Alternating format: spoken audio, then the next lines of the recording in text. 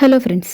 ప్రతి ఒక్క రోజు ఒక కొత్త ఆరంభం, ఒక కొత్త అవకాశం, అలానే ఒక కొత్త లక్ష్యాన్ని నిర్ణయించుకోవటానికి, ఒక కొత్త కలను కనడానికి వయసుతో సంబంధం లేదు.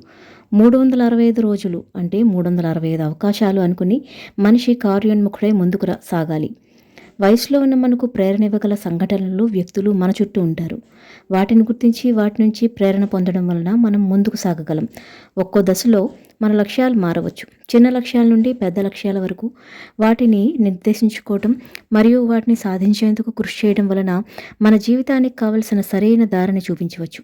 కాల మంచు మీద జీవితం నాట్యం చేయనీయండి, ఆకు చివర మంచు బిందువులు అని వర్ణిస్తారు రవీంద్రనాథ్ ఠాగూర్. కాలం కదలడం లేదని మనిషి ఒంటరిగా ఉన్నానని అనుకుంటాడు.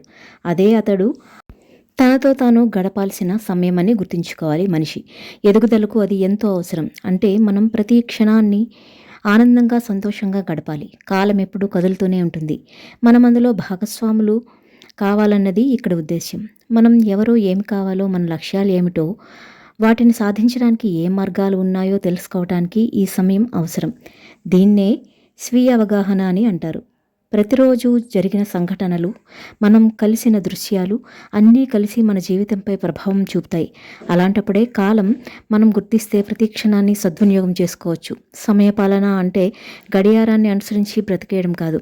అది ఒక సమగ్రమైన స్వయం నిర్వహణ. మన జీవితం, మన పని, మన లక్ష్యాలను నిర్వహించడమే ఇక్కడ అసలు విషయం. ముఖ్యమైన విషయాలకు అవును అని చెప్పగలగడం, కాదు అని చెప్పాల్సిన విషయాలకు అంత శక్తితో చెప్పగలగడం, చేయాలనుకున్న పనులే కాదు, చేయకూడనిది ఏమిటో తెలుసుకోవడం, జీవితం పట్ల బాధ్యత వేరు చేయగలగాలి. రేపు ఎక్కడుండాలి అని అనుకుంటే కాలాన్ని ఆ దిశలో వెచ్చించాలి.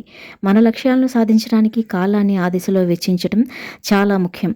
ఆరోగ్యం గురించి కాలాన్ని ఖర్చు చేస్తే రోగాలను దూరంగా ఉంచవచ్చు. ఆధ్యాత్మికమైన ఆలోచనలు ఆకలింప చేసుకుంటే భవిష్యత్తులో మానసిక వైద్యులను సంప్రదించే పని తప్పుతుంది, మనశ్శాంతి దొక్కుతుంది. అత్యవసరమైన పనులు ముందుగా చేయడం, ఇంకా బయట నుంచి వచ్చే దుష్ప్రభావాలను తగ్గించడం ద్వారా జీవితం పట్ల నియంత్రణను మనం సాధించవచ్చు. చరిత్రలో కాలాన్ని సక్రమంగా వెచ్చించకుండా ఎవరు విజేతలు కాలేదు. విజేతలను చూసి ఎలా వారు అదృష్టవంతులు అని అసూయపడటం కంటే కాలాన్ని మనం సద్వినియోగం చేసుకునే పనిలో కావాలి. కాలాన్ని వెచ్చించిన చోటే భవిష్యత్తు మొలకెత్తుతుంది. ఎందుకంటే సమయం అనేది మనం పునర్నిర్మించలేని జీవిత వనరు. ఒకసారి చేజారిపోతే తిరిగి పొందలేం. అందుకే ప్రతి క్షణాన్ని సద్వినియోగం చేసుకోవడం ముఖ్యం. జనన మరణాల మధ్య మనిషి ఎన్నింటినో ఎదుర్కొంటాడు.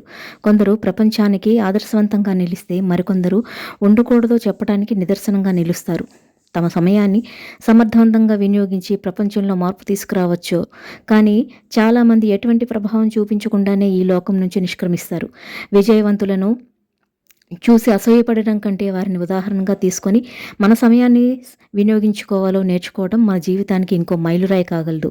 ఇది మన వ్యక్తిగత అభివృద్ధికి, మన లక్ష్యాలను సాధించడానికి ఉపయోగపడుతుంది. జీవితానికి కాలం మూలాధారం. పుట్టగానే ఎంతో కాలం ప్రతి ఒక్కరి ఖాతాలో జమ అయినట్టు ఉంటుంది. జీవితంలో ఏం సాధించాలో నిర్ణయించుకోవటానికి ఇందులో కొత్త సంవత్సరం కేవలం ఒక భాగం మాత్రమే. కాలానికి విలువను వారే జీవితానికి విలువనిస్తారు. గ్రహించాలి.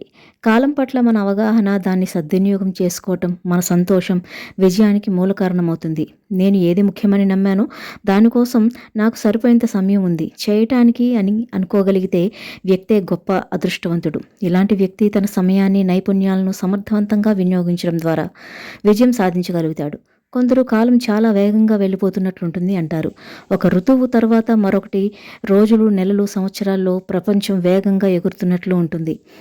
ఏం సాధించలేకపోతున్నామని చింతించేవారు ఎందరో. కదిలిపోయే ప్రతి క్షణం ఎరుకతో జీవించాలి. దీనికోసం లావాదేవీలు జరుపుతున్నాం. కోపం, అసూయలతో, గతం గురించి వ్యక్తమైన బాధతో, భవిష్యత్తుతో గురించిన చింతతో ఈ భూమి మీదకు మనం ఎందుకు, దేనికోసం ఉన్న యథార్థాలను గ్రహించి ఆకలింపు చేసుకోవటానికి వీటిపై జీవితంలో స్పష్టత అవసరం. ఇందుకు ప్రధాన పాత్ర మనం చేసుకుంటున్న పనులు, జీవితంలోని సంఘటనలు ఒక కారణం. అటువంటి సందర్భాలు మనం ఎరుకతో జీవించగలిగితే మనం చేసిన పనులు, ఆలోచనలు మరింత అర్థవంతంగా మారుతాయి. భవిష్యత్తు గురించిన చింతను తగ్గించి ప్రస్తుతాన్ని ఆనందంలో, ప్రస్తుతానికి అవసరమైన పనులు చేయడంలో దృష్టి పెట్టడం ద్వారా ఈ నిరాశను తగ్గించవచ్చు. ప్రకాశానికి అడ్డు తగలకుండా ఆత్మజ్ఞానంతో ఉన్నతిని పొందాలంటే ప్రతిరోజు ధ్యానం కోసం సమయం కేటాయించాలి. లక్ష్య సాధనకు మార్గం ఏర్పడుతుంది. ఎంత సమయం కేటాయించుకోగలిగితే అంత సార్థకత. జీవితం ఊహాతీతం. మనిషి ఎంపికలు, ఫలితాలు, ప్రేరణలు ఎలా ఉన్నా గడియారం అదే వేగంతో కదులుతుంటుంది. కాలాన్ని సక్రమంగా వినియోగించుకుని సద్భావనలతో సాగిపోవడం ముఖ్యం. కాలం నేర్పే పాఠాలు ఎన్నో. కాలం విలువను గ్రహించకపోతే ఆ తర్వాత అది మనిషితో తనకు తోచిన విధంగా ఆడుకుంటుంది. జీవితంలో మనిషి తన ఆనందపు తాళం చెవులను ఎవరి చేతిలోనూ పెట్టకూడదని సత్యాన్ని తెలుసుకోవాలి. కాలం విలువను తెలుసుకోవటం, సమయాన్ని సద్వినియోగం చేసుకోవటం, మనం ఆనందం, సంతోషం మన చేతుల్లో ఉంచుకోవటం వలన మన జీవితాన్ని సాధకంగా, సంతోషంగా గడపగలం.